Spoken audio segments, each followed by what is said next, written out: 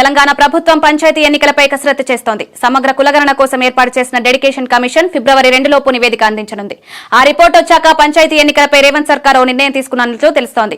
ఫిబ్రవరిలోనే ఎన్నికలకు నిర్వహించాలని రాష్ట్ర ప్రభుత్వం భావిస్తోంది. ఇవాళ పోలీస్ కమాండ్ కంట్రోల్ రూమ్ లో పంచాయతీరాజ్, గ్రామీణాభివృద్ధి శాఖలతో సీఎం రేవంత్ రెడ్డి సమీక్ష నిర్వహించారు. డెడికేటెడ్ కమిషన్ నివేదిక వచ్చిన తర్వాత మంత్రివర్గ సమావేశం నిర్వహించి నిర్ణయం తీసుకోవాలని సమావేశంలో నిర్ణయించారు.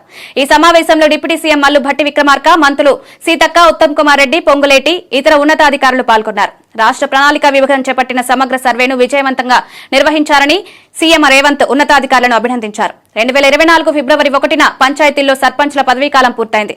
ప్రస్తుతం ప్రత్యేకాధికారుల పాలన కొనసాగుతోంది. ప్రభుత్వం రిజర్వేషన్లపై స్పష్టత ఇస్తే 15 రోజుల్లో ఎన్నికలు నిర్వహించేందుకు ఎన్నికల సంఘం సిద్ధంగా ఉన్నట్లు సమాచారం.